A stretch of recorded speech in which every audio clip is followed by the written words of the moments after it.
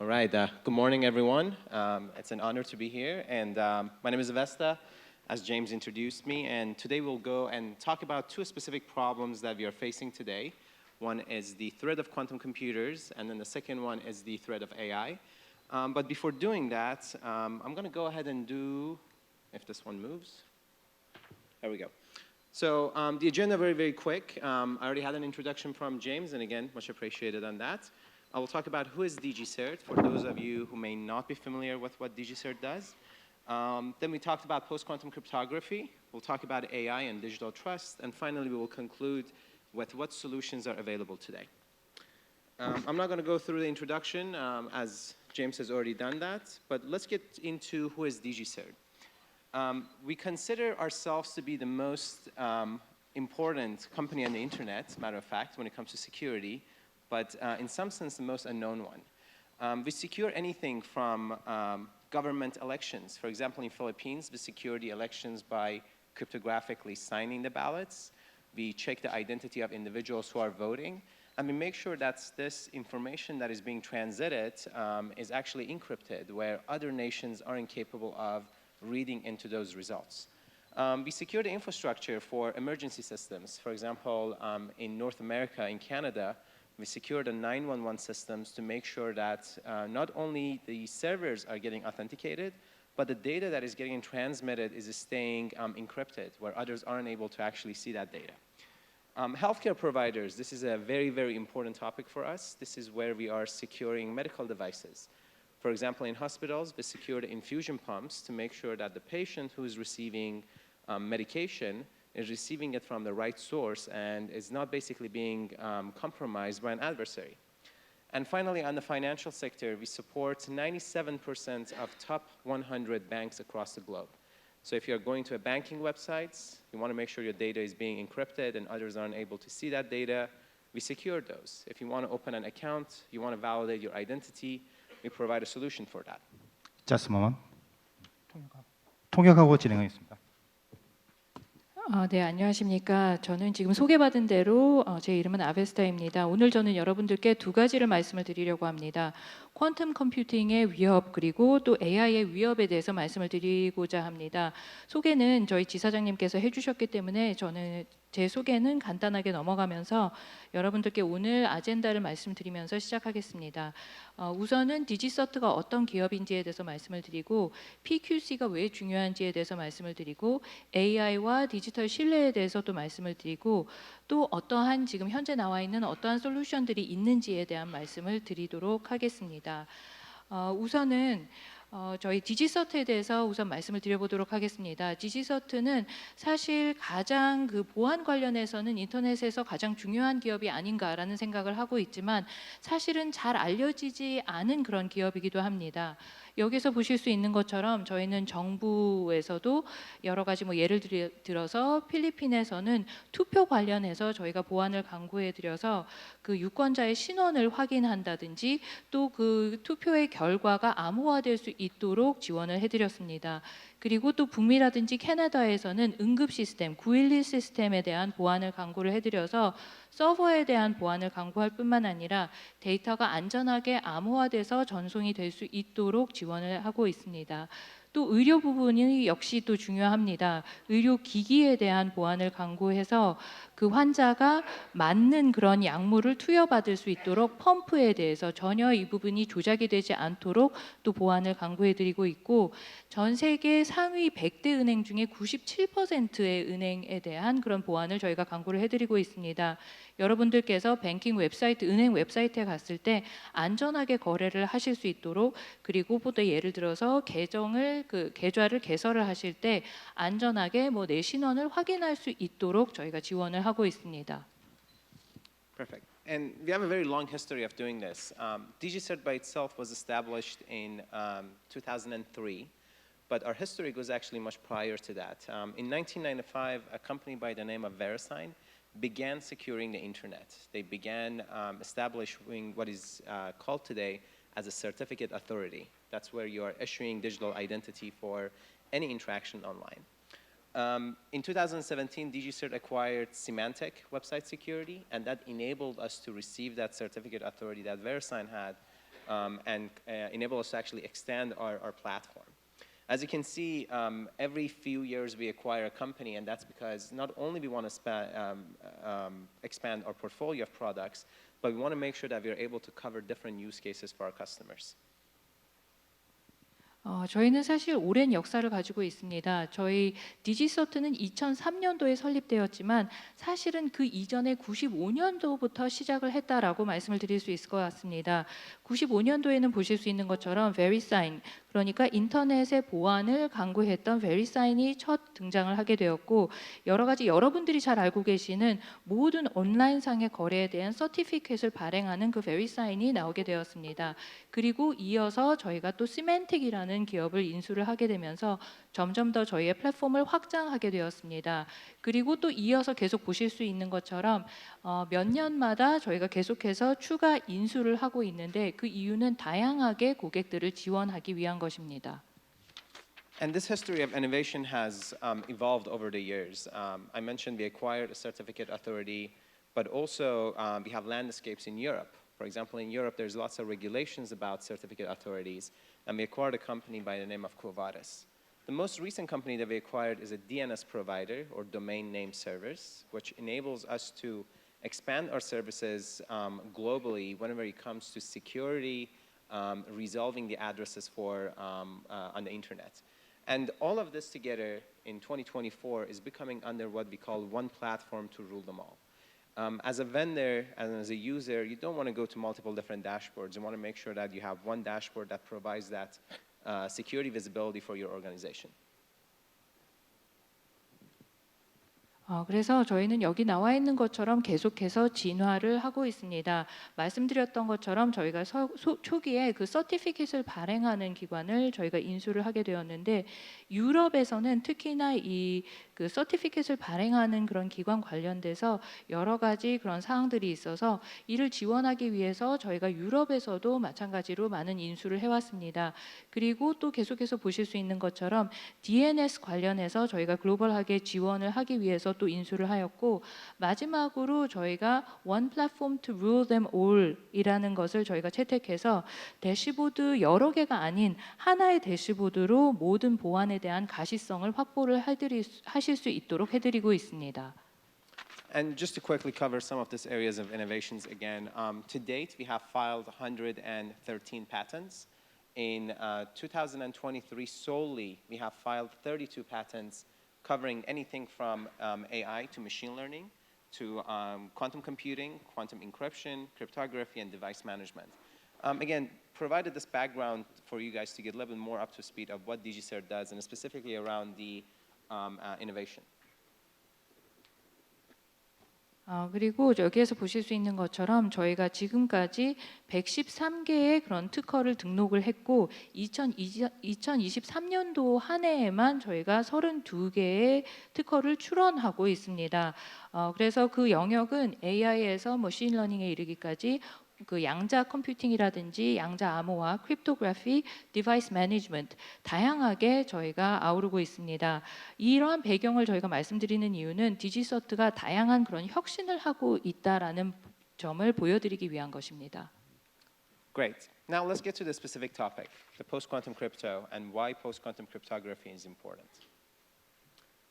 By now, everybody may have already heard about quantum computers. Quantum computers are this new type of computers that's in contradiction with your classical computers. This could be your phone or your laptops today, are capable of solving certain problems on a much, much faster speed. Fortunately, some of those problems are modeling cancer cells. If you want to model a cancer cell quickly in order for you to find the right medication, quantum computers are great. But unfortunately, they're going to cause a very, very big problem for the security and specifically the encryption algorithms that we have been using for the past 50 years. 그러면은 지금부터는 PQC에 대해서 말씀을 드리면서 PQC가 왜 중요한지에 대해서 살펴보도록 하겠습니다.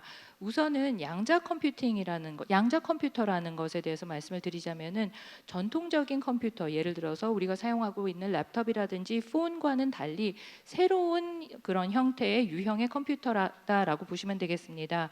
그래서 이 양자 컴퓨터라는 것은 특정 문제를 훨씬 더 빠른 속도로 해결할 수 있는 그런 역량을 가진 컴퓨터가 되겠습니다. 예를 들어서 뭐 암세포 모델링을 해서 적절한 약물 치료를 할 때 이 양자 컴퓨팅을 사용할 수가 있겠습니다. 그런데 반대로 보안에는 특히나 우리가 이제까지 수십 년간 사용해온 그런 암호화 알고리즘 관련해서 보안 관련해서는 위협이 될 수 있는 컴퓨터가 되겠습니다. Now, there are specifically three buckets of problems that quantum computers are causing for encryption algorithms. Number one, I mentioned for the past 50 years we have been utilizing encryption algorithms such as RSA and ECC. These are two types of asymmetric algorithms very seamlessly. Every time that you connect to a Zoom meeting, every time that you go to a website, every time that you open your Instagram or TikTok or any other application, you're utilizing these encryption algorithms seamlessly. Now, the industry thought that classical computers might take them millions of years to break these algorithms. Now, with quantum computers, they will be able to break these algorithms in a matter of months, weeks, and in certain cases in a matter of seconds. Now you can imagine that everything that we built for the past 50 years could be broken in a matter of seconds, and that by itself is a very big problem. The second factor of this is the elevation of security is very complex. So the fix against the threat of quantum computers is not as easy as just updating a software. It requires more of a visibility and automation and so forth. And also the timeline for this has been accelerated, right? We thought we're not going to have a powerful enough quantum computer for the next 10 years, but we are getting much closer to that timeline where it could be maybe a year from now or up all the way to 5 years from now. 그런데 이러한 저희 그 암호화 알고리즘 관련해서 이 퀀텀 컴퓨팅이 가져다 주는 문제는 세 가지 문제가 되겠습니다. 제가 말씀드렸던 것처럼 60년간 우리가 이제까지 사용해온 그런 에이시메트릭 알고리즘인 RCA와 ECC 이런 것들은 사실 저희가 뭐 줌 회의를 할 때 줌을 열 때마다 인스타그램을 여러분들께서 보실 때 틱톡과 같은 애플리케이션을 열 때마다 시임레스하게 사용이 되는 그런 알고리즘이 되겠습니다. 그런데 전통적인 우리가 알고 있는 컴퓨터에서는 이러한 것들을 뚫기 위해서는 수백만 년이 걸릴 것이다라고 우리가 여태까지 얘기를 해왔는데 퀀텀 컴퓨터를 가지고는 수개월 또는 수주 안에 심지어는 수초 안에 이런 것들이 뚫릴 수도 있다라는 것입니다.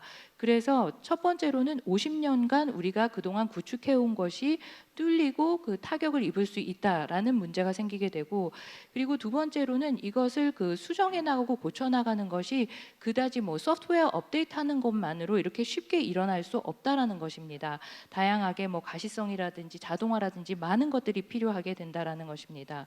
그리고 세 번째로는 시간상으로 많은 것들이 가속화되고 있습니다. 그래서 이전에는 이러한 그런 양자 컴퓨터라는 것이 한 10년 후에 나오지 않을까라고 예측을 했다면은 지금 시점에서는 5년 후, 어쩌면은 1년 후에도 나올 수 있다라는 예측이 나오고 있습니다.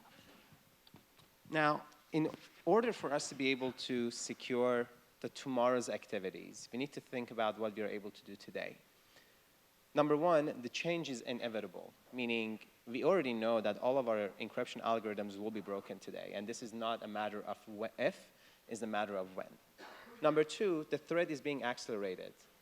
Good point of that is we thought that we may have quantum computers in 2030, but potentially could be in 2024. We do have them today. They're not powerful enough, but we are getting optimization to be able to get them more powerful. And there's an advantage that we hold here at DigiCert. I mentioned that I'm a cryptographer. I have spent the past 7 years working on this post-quantum cryptographic algorithms, but also have spent it to look at specific use cases that customers and users are having, either being an IoT device, being managing web servers or load balancers, or even applications that they require updates. This by itself creates that sense of urgency that whatever problem is going to happen tomorrow, we need to think about it today and we need to solve it today with the solutions that we have. 그래서 저희는 현재 이제 내일의 그런 보안을 강구하기 위해서 오늘 어떤 일을 할 수 있을까를 살펴보아야 합니다. 첫 번째는 변화는 이제 피할 수 없게 되었다라는 것입니다. 그래서 더 이상 만약에가 아닌 언제 일어날 것인가를 우리가 생각을 해야 될 시점에 놓여 있다는 것입니다. 두 번째로는 점점 더 위협이 가속화되고 있다라는 것입니다. 이런 퀀텀 그런 양자 컴퓨터가 2030년 정도면 나오지 않을까라고 예측했던 것이 2024년이 될 수 있다라는 것입니다. 물론 지금 양자 컴퓨터는 아직 그다지 강력하지는 않지만 계속해서 최적화가 일어나고 있습니다.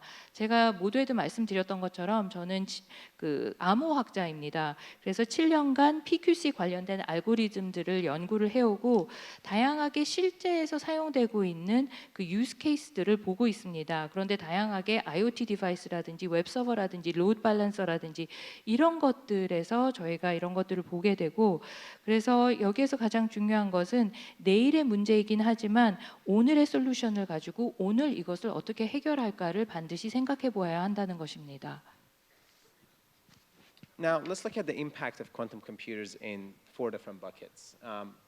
There's one specific attack that I would like for everybody to think about it and take out of this slide, and that is called harvest now, decrypt later. That basically means any adversary is capable of recording all of our communications despite being encrypted, harvest now to the meaning, and then they'll be able to decrypt it at any point. You may ask the question and say, what information do I have that could be important today, that is important today, but it wouldn't be important in the next 5 years? I'll challenge you to think about secrets. This could be personal identifying information, or PII, where all of us are producing those today, and as long as we live, that data will be good. I challenge you to think about secrets from either estates or from the banks. If I'm going to send data about my credit card, the credit card will be good for the next 5 years as well. So this harvest now, decrypt later is going to have that long impact and is going to again create that certain sense of urgency. Thinking about this such attacks is going to create another perspective, which is businesses need to update their plans, they need to put the cost into the perspective, and also they need to consider that any solution is going to take years, and as what I would like to call it, is not a switch that you're able to turn it on, is more of a strategy that they need to implement on the long run. 그래서 여기에서는 그러면은 양자 컴퓨터의 그런 임팩트를 한번 4가지로 살펴보도록 하겠습니다. 여기에서 한 가지만 이 세션에서 기억한다면 다음을 기억해 주시기 바랍니다. Harvest now, decrypt later라는 것입니다. 우리가 현재 암호화, 우리가 하는 여러 가지 커뮤니케이션들을 다 지금 현재는 그 탈암호화 깨지는 못하지만 수확을 해서 하베스팅을 해놓는다라는 것입니다. 그리고 후에 이런 것들을 살펴볼 수 있을 때 디크립션을 후에 한다라는 것입니다. 근데 여러분들께서 지금 내가 하는 커뮤니케이션 중에 5년 후에 중요할 게 과연 있을까라고 생각하실 수 있겠지만, 예를 들어서 PII, 그러니까 개인 식별 정보, 내 개인 정보는 내가 살아있는 동안 계속해서 사용하게 되는 것입니다. 그리고 또 뭐 예를 들어서 국가의 기밀이라든지 은행의 나의 그런 그 정보들이라든지, 예를 들어서 신용카드는 우리가 통상 뭐 5년 정도 유효 기간으로 삼고 사용을 하게 되는데 5년 후에도 신용카드 그 정보는 필요하다라는 것입니다. 그래서 그만큼 이러한 것들이 긴박하다라는 말씀을 드릴 수가 있겠고, 또 뿐만 아니라 기업에서는 여러 가지 계획을 수립하고 어떤 코스트가 수반되는지를 생각하고 수립하고 그래야 하는데, 이런 것들도 다 타격을 받을 수 있다는 것입니다. 그래서 간단하게 어떤 스위치를 켜서 이것을 켤 수 있는 것이 아니라 반드시 전략을 통해서 이런 것들을 수립해 나가는 것이 중요하다라는 말씀을 드립니다. Now, we briefly talked about AI, but I want to bring into your attention that quantum and AI together is yet creating as what we call act now factor, right? We'll go through the AI slide a little bit later, but the marriage of quantum and AI will even expedite this process of security that we need. Another part of this is the compliance readiness. For example, KISA in Korea is very big on developing their own post-quantum crypto algorithm. And that's a very good indication that soon we will receive compliance and regulations, not only from US, not only from Europe, but specifically in countries such as Korea. Now, these future vulnerabilities are today's risks. We talked about PII very quickly, and AI obviously have an impact on this marriage with quantum and AI. And that by itself, again, creates yet another innovative opportunity for providers and for users. 그래서 지금 여기에서 볼 것은 여기에서 그 퀀텀하고 양자하고 AI가 합쳐지게 되면은 지금 반드시 행동을 취해야 한다라는 공식이 나오게 됩니다. AI에 대해서는 제가 조금 후에 또 설명을 드리도록 하겠습니다. 그리고 이렇게 양자하고 AI가 합쳐지게 되면은 모든 것들이 가속화되기 때문에 지금 당장 행동을 취하는 것이 그만큼 중요하다라는 것입니다. 특히나 뭐 예를 들어서 컴플라이언스 차원에서 한번 살펴봤을 때는 한국의 키사에서도 지금 이 PQ 관련해서 알고리즘을 개발하기 위해서 노력하고 있습니다. 그래서 미국뿐만 아니라 또 유럽뿐만 아니라 한국과 같은 국가에서 계속해서 관련된 그런 법규들, 컴플라이언스 관련된 문제들이 발생하게 될 것이다라는 것입니다. 그리고 또 세 번째로는 미래의 그런 취약점이 오늘의 리스크가 될 수 있다라는 점을 말씀을 드립니다. 그래서 이런 모든 것들을 생각해 봤을 때 많은 기업들에게 있어서 이 부분이 혁신을 낼 수 있는 그런 기회가 또 될 수 있다라는 것입니다. And this is a very prime example off of that. As of last week, Apple has started deploying post-quantum crypto algorithms on their iMessage. A few weeks prior to that, Signal, which is another messaging platform, has already done this. I put this slide here to show you an example that large enterprises are already moving towards that PQC readiness. You know, it's not more of what we call in US a fluff. It's a real solution. Organizations are moving it. And for some of us, this could be seamless and untouched because we don't feel these changes. But for some of the users, they are required to think about this a little bit more as the complexity of the system is growing.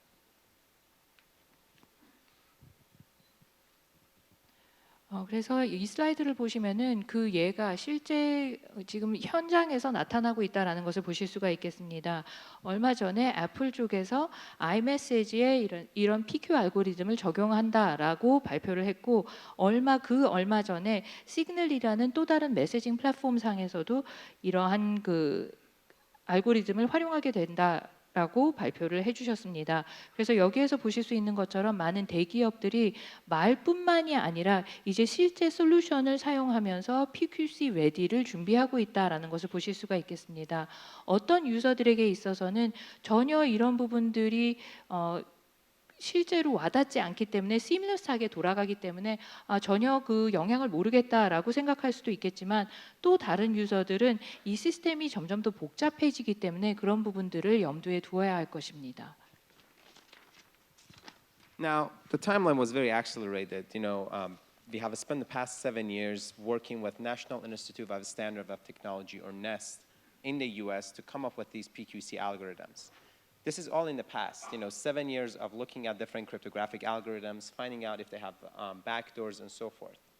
Where we are standing as of today, 2024 and 2025, is on a much accelerated path. This is where organizations are coming up with strategies to move to PQC. Your organization could be one of those, or maybe you have started thinking about it, but if you have not, there's a good opportunity to think about implementing the right protocols that they support PQC, prioritizing the need for PQC, activating that engagement between different teams where some aren't really using PQC or haven't thought about it, but they can begin to think about it, and then doing that urgent integrations where PQC comes forward. The reason that I bring this up is because very soon we are expecting that these regulations are going to be mandatory for certain sectors, and it's not a matter of enabling you to choose, but it's the matter of staying compliant or not. 그래서 이전에도 말씀드렸던 것처럼 이러한 타임라인이 점점 더 가속화가 되고 있습니다. 지난 7년 동안은 그 미국의 국립표준기술연구소에서 다양하게 많은 그런 PQC들의 알고리즘을 연구하는 데 보냈다면, 그래서 뭐 예를 들어서 특정 알고리즘에 어떤 백도어가 있는지 뭐 이런 것들을 살펴보는 데 시간을 할애했다면 2024년, 2025년에는 많은 기업들이 PQC 관련된 그런 전략들을 수립하는 그런 시간이 되지 않을까라는 생각이 듭니다. 그래서 지금 만약에 이런 PQC 관련된 전략을 수립하고 계시지 않다면 지금 어떤 어떠한 프로토콜들이 나와 있는지를 생각을 해보시고 그리고 또 즉각적으로 PQC 관련해서 어떤 것들을 우선순위화 하셔야 되는지를 생각해 보실 때다라는 말씀을 드리겠습니다.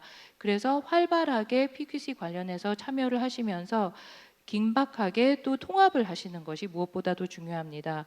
제가 이런 말씀을 드리는 이유는 곧 특정 그런 분야에서는 이 PQC 관련해서는 법규들이 계속해서 나오게 될 것이고 또 컴플라이언스의 요건이 될 것이기 때문입니다.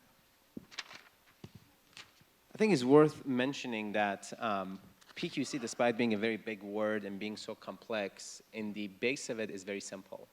Asymmetric algorithms will be broken. They need to be replaced with algorithms that are secured against not only existing computers today, but PQC, quantum computers as well. Now, this will create two categories of solution. One is what we call key encapsulations, or KEM. This is where you're putting the keys inside a capsule, you're sending it to the server or the user or so forth. And the other solution is signatures. And signatures is what we are widely using today. Again, signatures could be used for signing your applications, could be used whenever you're going to a website to receive the authentication certificate of that website. I put this slide to give you the specific thread, and what you're seeing that has the red box around it is what the focus of NEST has been, and it's what the focus of vast majority of the vendors and solution providers will be today. 그래서 사실은 저희가 PQC다라고 하게 되면은 너무나 복잡하기 때문에 너무 접근하기가 어렵다라고 생각하실 수 있지만 사실은 굉장히 간단합니다. 이 PQC라는 것은 언젠가는 우리가 이제까지 사용해왔던 그 asymmetric 알고리즘이 깨지고 뚫릴 것이다라는 전제하에 이제는 전통적인 그런 컴퓨터를 보호하기 위해서뿐만 아니라 양자 컴퓨터에 대한 보안을 강구하기 위해서 새로운 알고리즘으로 대체되어야 한다라는 것입니다. 그래서 여기에는 대표적으로 두 가지가 있습니다. 키가 캡슐 안에 넣어져서 이제 그 서버로 보내지는 KEM, 그리고 또 우리가 지금까지 흔히 사용하고 있는 서명이 되겠습니다. 그래서 어떤 애플리케이션에 들어갈 때 또는 웹사이트에서 이런 서명들을 우리가 흔히 사용하게 됩니다. 그래서 크게 두 개로 나뉘게 되고 여기 붉은색으로 나와 있는 이 상자가 이제까지 니스트가 많은 포커스를 맞추고 있는 그런 영역이 되겠습니다. 그래서 많은 벤더들, 프로바이더들도 여기에 많이 치중하고 있다라고 보시면 되겠습니다. From the NEST process, there are 3 signature algorithms that they have made it out. These algorithms will be finalized by June of this year. Starting from left to right, you have MLDSA, or the old name is Crystal Dilithium. You have SLH-DSA, or Sphinx Plus. And you finally have FNDSA, which is called Falcon. These are the 3 algorithms that the National Institute of Standards of Technology in the US has approved. These algorithms will be finalized by June of this year. And similarly to RSA and ECC, they will be available for users, customers, devices, and so forth to utilize them. The first one to the most left is a KEM. I mentioned that there's also a KEM, key encapsulation mechanism, PQC solution available, but that is not a topic of discussion today because KEM is very seamless and doesn't require so much of a change as we are moving forward.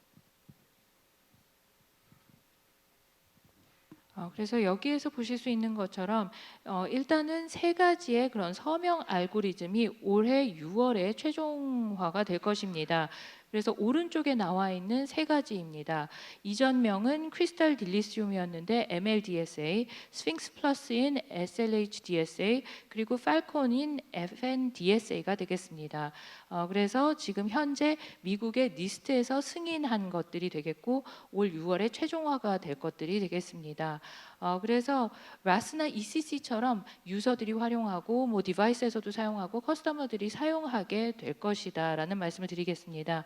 가장 왼편에 보시면은 KEM, MLKEM이 있는데 사실은 이 부분은 그 KEM이기 때문에 오늘은 저희가 다루지 않도록 하겠고 그 이유는 seamless하기 때문에 크게 뭐 많은 변화를 요구하지 않기 때문입니다. Now, we talked about the algorithms being released, but there's also a specific guideline for transitioning to PQC that the US has worked on, and rest of the world, to a sense, are following. For example, for signing firmware and software, they are asking everybody to transition to PQC by 2030. That's in 6 years, but it's a massive amount of applications that they have to migrate. For web servers and cloud services, very similarly, the timeline is a little bit extended to be 2033. And the reason for that is we have experienced this type of a migration with SHA-1 to SHA-256. It couldn't happen over a year. It couldn't happen over 5 years. So they're giving it a little bit more than 8 or 9 years for this transition to take place. And finally, there's rest of the world, right? This could be IoT devices that they need to transition to PQC.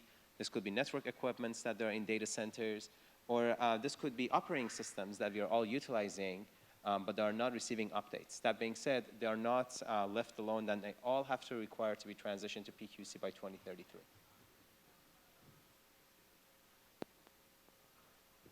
그래서 여기 나와 있는 것은 언제까지 트랜지션을 다 해야 되는지 그 타임라인이 나와 있습니다.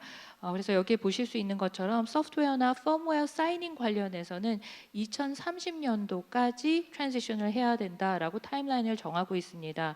6년 후입니다. 그런데 너무나 많은 애플리케이션들이 마이그레이션을 해야 되는 것입니다.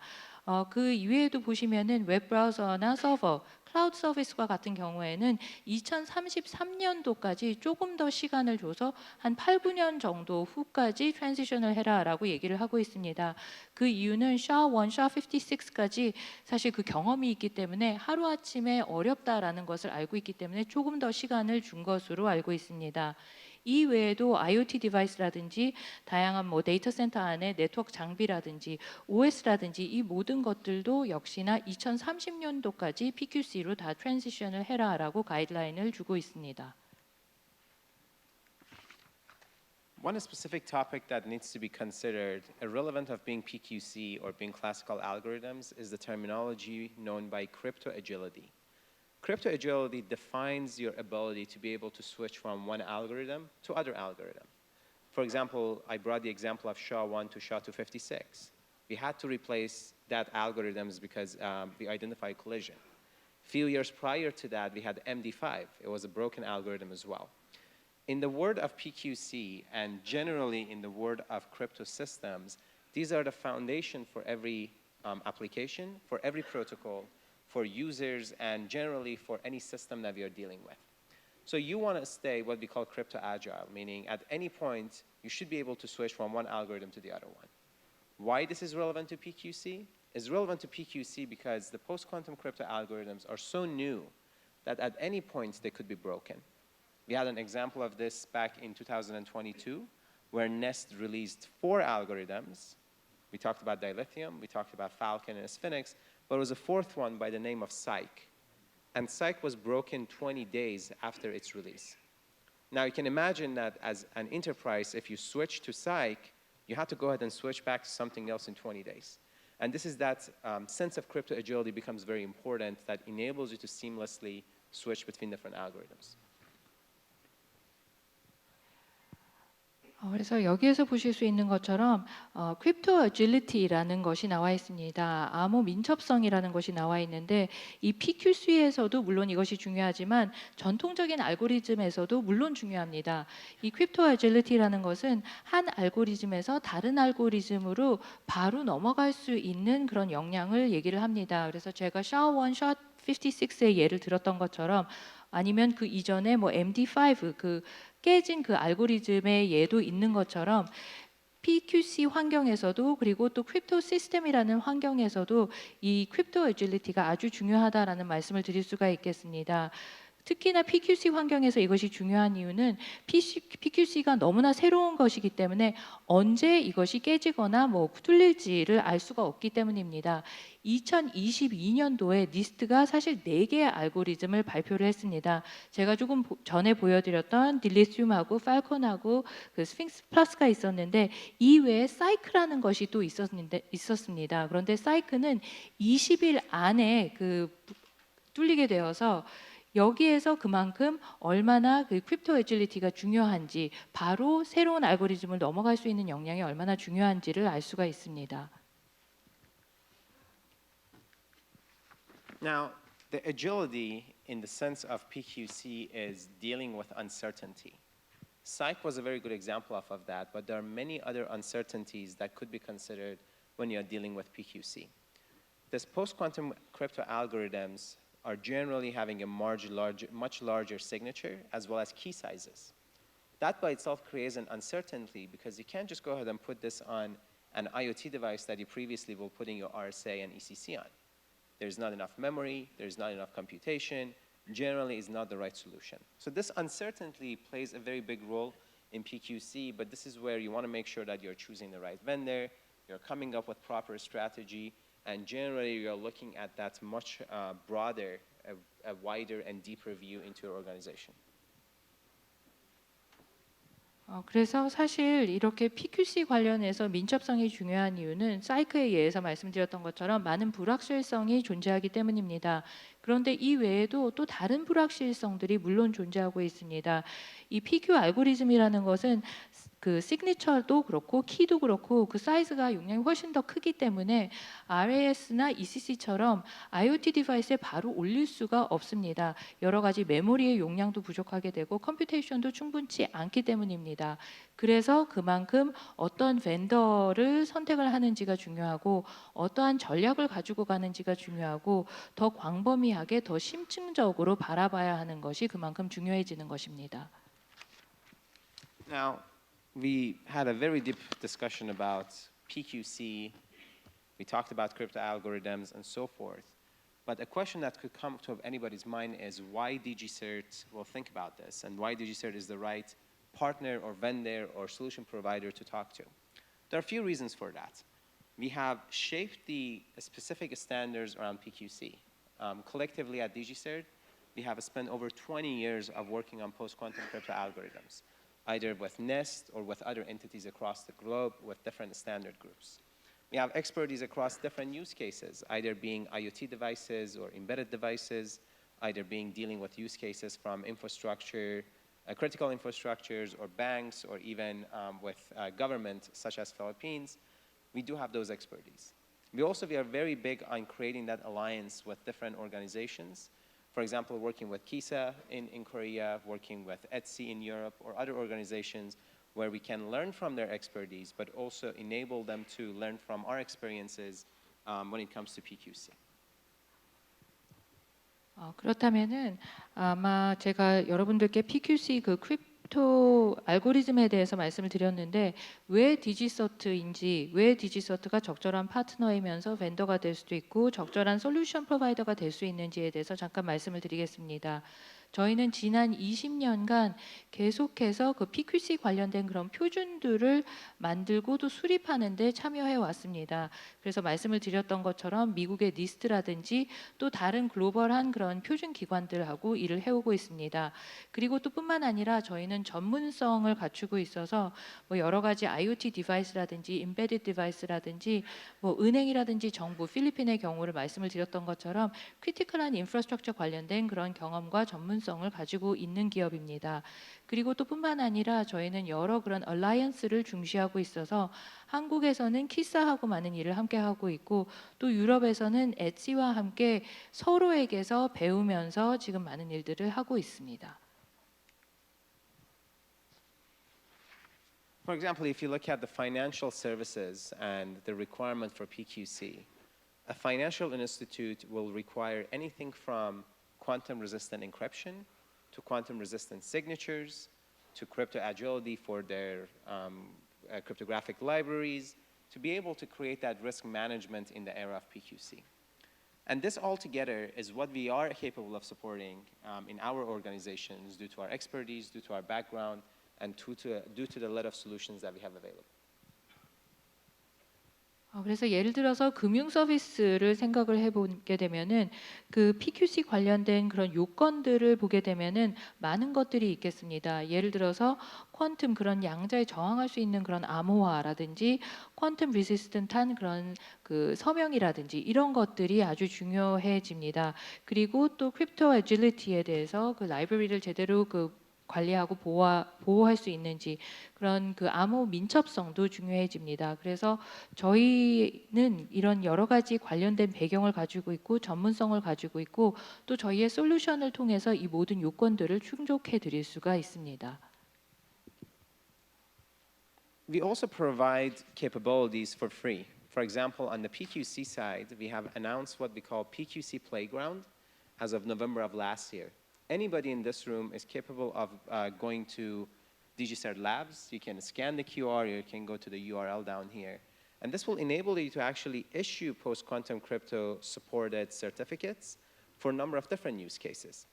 Why we have done this? We have done this because we realized talking about PQC is as important in providing solutions for the newer generation to be able to play with these. So any enterprises or organization, if they want to understand what are post-quantum crypto algorithms, they can sign up for the labs, they can receive their certificates, and they can deploy it in their environment for the sake of testing. 그래서 PQC 관련해서는 저희가 작년 11월에 론칭한 PQC 플레이그라운드가 되겠습니다. 여러분들께서 여기 나와 있는 그 QR 코드를 스캐닝을 하셔도 되고 URL로 들어가셔서 PQC 서티피킷을 받으실 수가 있습니다. 저희가 이렇게 해드리는 이유는 PQC에 대한 이야기를 우리가 많이 하고 있지만 직접 한번 사용해 보는 것이 가장 중요하다라고 생각을 해서 여러분들께서 이쪽으로 들어가시게 되면은 PQC 알고리즘에 대한 이해를 더 잘하실 수가 있겠습니다. 그래서 서티피킷을 받으셔서 여러분 환경에서 직접 테스팅을 해보실 수가 있겠습니다. Please finish presentation. You have 3 Time's up. minutes left. 3 minutes, perfect. Yes. In addition to that, we are releasing what we call the PQC Advisory Program. This is where we will educate organizations. This is where we will deploy solutions. This is where we basically will hold their hand to move to a PQC era in a very short period of time. We understand that this is not their expertise, but we are bringing the expertise, we are bringing the solutions, and we are bringing the education for them. 그리고 또 저희가 PQC Advisory 프로그램이라는 것을 론칭을 하려고 합니다. 그래서 여러분들께 저희가 교육을 시켜드리고 솔루션을 디플로이를 하실 수 있도록 저희가 PQC 시대에 바로 진입하실 수 있도록 짧은 시간 안에 진입하실 수 있도록 저희가 손잡고 하나하나 가이드를 해드린다라고 생각을 하시면 되겠습니다. There are also a set of solutions available. I mentioned that what we have is a platform to rule them all. This platform covers all of the PQC use cases under one umbrella, in addition to be able to receive the regulations from different groups across the globe, not only being NIST, but being IETF, X9, or ETSI. 그래서 제가 말씀드렸던 것처럼 저희는 하나의 플랫폼으로 모든 것을 지금 포괄을 하고 있습니다. 그래서 PQC 유즈 케이스를 저희가 다 포괄을 하고 있다라고 보시면 되겠습니다. 그래서 여기 나와 있는 것처럼 니스트뿐만 아니라 뭐 IETF라든지 다양하게 저희가 많은 기관들과 함께 이러한 그런 법규 관련해서도 지원을 해드리고 있습니다. With that in mind, I would like to say thank you. If there is, I think, one question that you mentioned, there's one question that we can take. Have a quiz time. 감사합니다. 퀴즈. One question? One question. Sure. Happy to answer any questions that is out there. No. Oh, I'm supposed to ask a question. Yes. Oh, wow. This is the role different. Okay. I think the question that I will ask is, knowing what you have learned today, would you begin thinking about PQC as a higher threat, or you still consider it that it's enough time to wait for the organizations to migrate? 오늘 이 발표를 들으신 이후에 제가 질문드리고 싶은 것은 PQC가 정말 큰 위협이구나라는 인식이 드셨는지 아니면 아직은 조금 더 기다렸다 해도 되겠다라고 생각하시는지입니다. Would I get an answer, or would I get a thumbs up or a thumbs down?